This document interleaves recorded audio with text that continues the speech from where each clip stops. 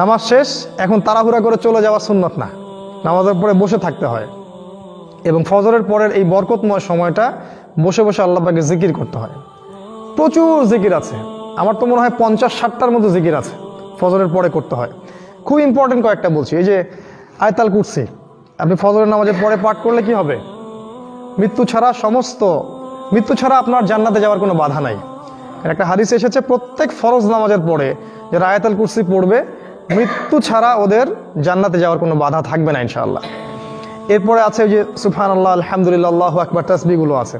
তারপরে আউযু বিকালিমাতিল্লাহি তাম্মাতি মিন শাররি মা খালাক 3 বার পড়তে হয়। কি হবে পড়লে? হঠাৎ বিপদ আপদ হবে না আপনার ইনশাআল্লাহ, হঠাৎ করে বিপদ আপদে পড়বেন না ইনশাআল্লাহ।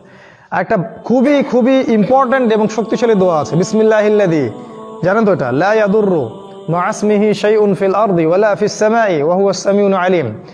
সকাল থেকে সন্ধ্যা পর্যন্ত আপনি নিরাপদ, আল্লাহ পাক আপনাকে হেফাজত করবেন সমস্ত বালা মুসিবত থেকে ইনশাআল্লাহ। এই যে করোনা টরোনা যাই বলেন, দোয়ার উপর কিছু নাই। প্রথম থেকে একটা কথা বলেছিলাম একদম শুরু থেকেই যে কোরআন এই কোরআন তিলাওয়াত যে বেশি বেশি করে করতে পারবে তাকে যদি ইফেক্টও করে সে শিফা হয়ে যাবে ইনশাআল্লাহ। আল্লাহ পাক সূরা বনী ইসরাঈলে বলে দিয়েছেন কথাটা, সূরা বনী ইসরাঈলের মধ্যে বলা আছে কথাটা যে ওয়াইদা করাতাল কোরআন, যখন তুমি কোরআন তেলাওয়াত করবে হে নবী, জাআলনা বাইনাকা ওয়া বাইনাল্লাযিনা লা ইউমিনুনা বিল আখিরাহ হিজাবান মাসতুরা, যখন তুমি কোরআন তেলাওয়াত করবে তখন তোমার মাঝখানে এবং ওই আল্লাহহীন সভ্যতার মাঝখানে আমি একটা অদৃশ্য পর্দা স্থাপন করে দেব, নিরাপত্তার পর্দা স্থাপন করে দেব, ওখান থেকে কোনো ক্ষতি আপনাকে স্পর্শ করতে পারবে না ইনশাআল্লাহ। দেখেন শুরু থেকে এই পর্যন্ত আমরা মাঠে ময়দানে চলছি না, কতজন আলেম, কতজন ইমাম, কতজন খতিব, কতজন দায়ী তারা ইফেক্টেড হয়েছেন, আর কতজন মানে আল্লাহহীন মানুষ যারা নামাজের ধারে না, অপবিত্র থাকে, হারামে আছে, কতজন তারা ইফেক্টেড হয়েছে। পার্থক্য দেখা যায় না একটা? চোখে স্পষ্ট কিন্তু এটা। তারাই এখন এটা বলছে যে যারা নামাজি ব্যক্তি এদের কম ইফেক্টেড হচ্ছে করোনার কারণে, কারণ হচ্ছে ওযু এবং কোরআন। ওযুর মধ্য দিয়ে নাকের এই পর্যন্ত পানি পৌঁছাচ্ছেন, গার্গিল করছেন, মুখ ধুচ্ছেন, যে জায়গাগুলো ইফেক্ট করার মতো সেগুলো তো ধুয়ে ফেলছেন আপনি। তো এই যে বললাম ইসলামের প্রত্যেকটা বিষয় সায়েন্টিফিক, আপনি কিছু বুঝতে পেরেছেন, কিছু পারেন নাই, যেগুলো পারেন নাই সেগুলো যদি আমরা মানতে যাই তখন আমাদেরকে মৌলবাদী বলে। কথা বুঝতে পারো নাই? ওইটাও বৈজ্ঞানিক, কিন্তু ওরা এখনো বুঝতে পারেনি। যাই হোক, ফজরের পরে এই দোয়াগুলো পড়বেন। এর সাথে আছে একটা তাসবিহ বলছি, এই তাসবিহটা যদি পড়তে পারেন আপনি সকালে ফজরের পর থেকে 3-4 ঘন্টা জিকির করলে যে নেকিটা হয় সেটা পাবেন ইনশাআল্লাহ। সেটা হলো 5টা বাক্য খালি, সুবহানাল্লাহি ওয়া বিহামদিহি আদাদা খালকিহি ওয়া রিদা নাফসিহি ওয়া জিনাতা আরশিহি ওয়া মিদাদা কালিমাতিহি। এটা 3 বার বলবেন। হাদিসটা কি? নবী সাল্লাল্লাহু আলাইহি ওয়াসাল্লাম বাসা থেকে বের হচ্ছেন ফজরের সময়, তার স্ত্রী মুসল্লায় বসে আছেন, বসে বসে তাসবিহ গুনছেন। নবী সাল্লাল্লাহু আলাইহি ওয়াসাল্লাম ফজরের নামাজ পড়লেন, তার প্রয়োজন মিটালেন, আরও যে কাজগুলো ছিল সেগুলো করে বাসায় আসলেন। ধরেন বাসায় আসছেন হয়তো 8টার সময় বা 8:30টার সময় ফজরের পরে, কথার কথা বলছি। এসে দেখলেন তিনি তখন ওইখানে বসে আছেন। তিনি জিজ্ঞাসা করলেন যে তুমি কি তখন থেকে এখানে বসে তাসবিহ করছো? জুয়াইরিয়া রাদিয়াল্লাহু আনহু সম্ভবত ওনার স্ত্রী, আমার নামটা মনে পড়ছে না এই সময়।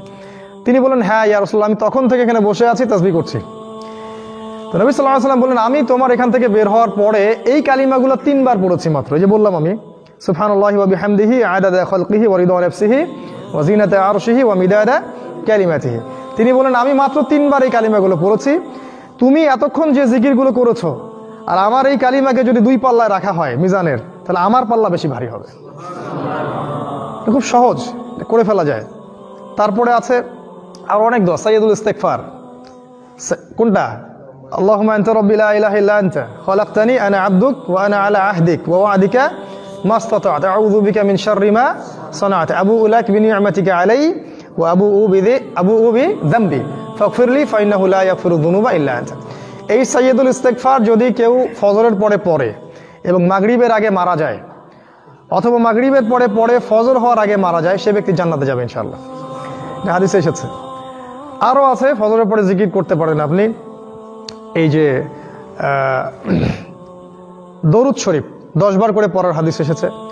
10 বার যদি দরুদ শরীফ পাঠ করেন, ফজরের পর 10 বার, মাগরিবের পর 10 বার, রাসূল সাল্লাল্লাহু আলাইহি ওয়াসাল্লামের শাফাআত নসিব হয়ে যাবে ইনশাআল্লাহ। আরও আছে যে হাসবি আল্লাহ লা ইলাহা ইল্লাহু আলাইহি তাওয়াক্কালতু ওয়া হুয়া রাব্বুল আরশিল আযীম, এই আয়াতটা 7 বার পড়ার কথা এসেছে। যে ব্যক্তি পড়বে দুনিয়া আখিরাতের কোনো টেনশন তার থাকবে না, সব দূর করে দিবেন আল্লাহ পাক ইনশাআল্লাহ। এরকম অনেক অনেক জিকির আছে। একটা বইয়ের নাম বলছি হিসনুল মুসলিম, এই বইটা যদি দেখেন দেখবেন এরকম 40-50টা জিকির দেয়া আছে, সবগুলো বলার সময় পাওয়া যাবে না আজকে।